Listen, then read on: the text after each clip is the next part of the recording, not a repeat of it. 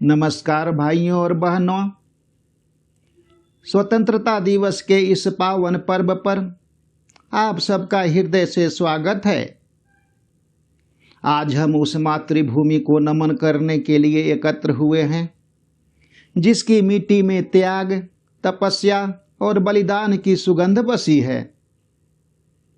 जब हम भक्ति शब्द सुनते हैं तो हमारे मन में मंदिर, माला, जप और तप की छवि आती है। लेकिन क्या आपने कभी सोचा है कि इस संसार में सबसे बड़ी पूजा क्या है? हमारे सनातन दर्शन में, हमारे वेदों और उपनिषदों में एक अद्भुत विचार है, राष्ट्र देवो भवः, यानी यह राष्ट्र ही हमारा साक्षात देवता है। अथर्ववेद में एक प्रसिद्ध मंत्र है, माता भूमि पुत्रोहम पृथिव्याः, यानी यह भूमि मेरी माता है और मैं पृथ्वी का पुत्र हूँ। यही राष्ट्र के प्रति प्रेम, श्रद्धा और समर्पण का मूल भाव है। भारत भूमि केवल मिट्टी, पत्थरों और नदियों का भूखंड नहीं है। यह एक चैतन्य सत्ता है। यह एक जीती जागती महाशक्ति है जिसे हम भारत माता कहते हैं। अध्यात्म हमें सिखाता है कि कण कण में भगवान हैं। तो फिर जिस मिट्टी में हमने जन्म लिया, जिसका अन्न खाया, जिसका पानी पिया, उस मिट्टी की रक्षा और सेवा करना ईश्वर की सबसे बड़ी भक्ति कैसे नहीं हुई? आज के दौर में कुछ लोग समझते हैं कि धर्म अलग है और देश अलग है। लेकिन इतिहास गवाह है कि जब जब इस देश पर संकट आया तब तब हमारे संतों ने ही क्रांति की मशाल जलाई। समर्थ गुरु रामदास के बिना छत्रपति शिवाजी महाराज की कल्पना नहीं हो सकती और गुरु गोविंद सिंह के बिना धर्म की रक्षा अधूरी है। स्वामी विवेकानंद ने शिकागो में जाकर अगर भारतीय संस्कृति का डंका बजाया तो उन्होंने यह भी कहा कि अगले 50 सालों के लिए भारत माता ही तुम्हारी एकमात्र देवी होनी चाहिए। इसलिए देशभक्ति कोई राजनीतिक नारा नहीं है, यह आत्मा के शुद्धि का मार्ग है। देश के प्रति वफादार होना, समाज की सेवा करना और तिरंगे का सम्मान करना ही हमारी असली आध्यात्मिक साधना है। इसी आध्यात्मिक चेतना को शब्दों में पिरोकर आइए इस पावन धरा को नमन करें, जहाँ की माटी का हर कण चंदन सा महकता है, जहाँ का बहता पानी भी गंगा जल सा बहता है, गंगा जल सा बहता है। जहाँ नदियों की कलकल में हरदम संगीत बरसता है, इस पावन धरा पे आने को खुद देवों का मन तरसता है, खुद देवों का मन तरसता है। उस पावन भारत भूमि को हम सत सत शीश झुकाते हैं, धर्म भक्ति संग देश भक्ति का महामंत्र दोहराते हैं, महामंत्र दोहराते हैं। न पद की चाह न वैभव की, बस एक ही धुन सवार रहे, जब तक इस तन में सांस रहे, मेरा देश आबाद रहे, मेरा देश आबाद रहे।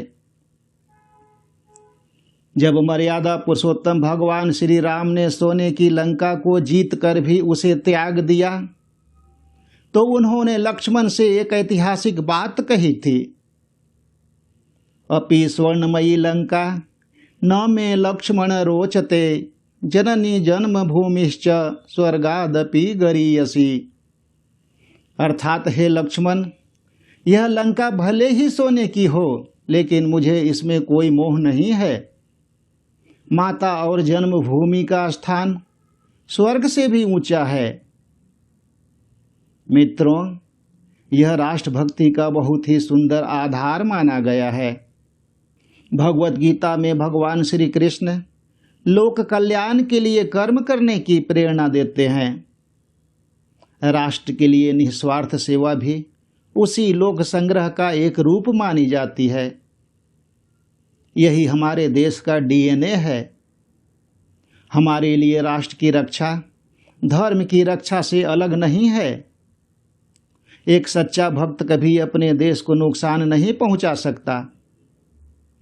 जो ट्रेन की पटरियां उखाड़ते हैं, जो देश में गंदगी फैलाते हैं, जो रिश्वत लेते हैं, वे चाहे कितनी भी पूजा पाठ कर लें, वे कभी सच्चे भक्त नहीं हो सकते। सच्ची भक्ति देश के प्रति ईमानदारी में है, देश के प्रति वफादारी में है। जननी तेरी आरती उतारूं, तन मन जीवन तुझ पर वारूं, मुकुट हिमालय शीस पे सोहे, सागर जिसके चरणों को धोए। हे भारत माता तेरी जय हो, तेरी धूल ही मेरा चंदन, तुझे ही मेरा सत सत नमन, तुझे ही मेरा सत सत नमन। तो भाइयों और बहनों, इस 15 अगस्त को आइए केवल पतंग न उड़ावें, केवल छुट्टियां में दिन न बिताएं। आइए अपने भीतर के राष्ट्र धर्म को जगाएं। यदि आप एक डॉक्टर हैं तो ईमानदारी से इलाज कीजिए, यदि छात्र हैं तो पूरी लगन से पढ़िए, यदि सरकारी कर्मचारी हैं तो बिना रिश्वत के काम कीजिए। यही आपकी सबसे बड़ी देशभक्ति होगी और यही ईश्वर के सच्ची पूजा होगी। मित्रों, सच्ची भक्ति केवल मंदिर, मस्जिद या गुरुद्वारे तक सीमित नहीं है। देश के लिए ईमानदारी से जीना, प्रकृति की रक्षा करना और हर नागरिक का सम्मान करना ही सबसे बड़ा आध्यात्म है। हमारे संतों और वीरों ने हमेशा सिखाया है कि धर्म की रक्षा और देश की रक्षा एक ही सिक्के के दो पहलू हैं। आइए इस स्वतंत्रता दिवस पर राष्ट्र देवो भव का संकल्प लें। मित्रों, आज़ादी कोई तोहफा नहीं, यह एक बहुत बड़ा कर्ज है जो हमारे शहीदों ने खून से चुकाया है। आइए अपने भीतर के राष्ट्र धर्म को जगाते हुए इस पावन धरा के चरणों में संकल्प की यह पावन कविता अर्पित करते हैं। उठो देश के वीर जवानों, तुम सोई तकदीर जगा दो, रग रग में जो बह रहा लहू, उसमें आज उबाल ला दो, उसमें आज उबाल ला दो। हम उस धरती के बेटे हैं जिसे दुनिया शीश झुकाती है, जहाँ की माटी मस्तक पर लगते ही चंदन बन जाती है, लगते ही चंदन बन जाती है। काल चक्र को मोड़ के रख दें, हम वो जिंदा फौलाद हैं, राणा शिवा और भगत की हम ही तो औलाद हैं, हम ही तो औलाद हैं। न झुकेगा यह शीश कभी, न रुकेगा यह कारवां हमारा, अंबर से भी ऊंचा लहराएगा यह पावन तिरंगा न्यारा, यह पावन तिरंगा न्यारा। मिट जाएंगे मिटने वाले, पर यह वतन आबाद रहेगा, इतिहास के पन्नों पर गूंजेगा, भारत माँ का नाम रहेगा, भारत माँ का नाम रहेगा। 80वीं इस वर्षगांठ पर उत्सव आज महान है, पर याद रहे यह आज़ादी बलिदानों का वरदान है, बलिदानों का वरदान है।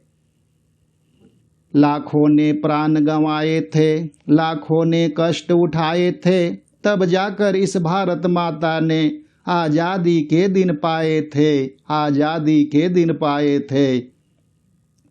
कोई हंसते हंसते झूल गया फांसी के काले फंदे पर, कोई जालियां वाला बाग में भुन गया गोली खाकर सीने पर, भुन गया गोली खाकर सीने पर। अब इस पावन आज़ादी की हमको लाज बचानी है, कोई आंख उठाए भारत पर तो औकात याद दिलानी है, औकात याद दिलानी है। जात पात और भेदभाव को जड़ से आज मिटाना है, हर व्यक्ति को सजग बनाकर भारत को फिर से जगत गुरु बनाना है, जगत गुरु बनाना है। उठो देश की माटी का, आओ मिलकर अभिषेक करें, राष्ट्र धर्म ही परम धर्म है, आओ यह संकल्प करें, आओ यह संकल्प करें। तो प्यारे देशभक्तों, इन्हीं मंगल भावों के साथ आज के इस स्वतंत्रता दिवस संदेश को यहीं विराम देते हैं। यदि आज की यह प्रस्तुति आपके हृदय को स्पर्श कर पाई हो तो इसे अपने परिवार, मित्रों और प्रियजनों के साथ अवश्य साझा करें, ताकि देशभक्ति और आध्यात्मिकता का यह संदेश अधिक से अधिक लोगों तक पहुँचे।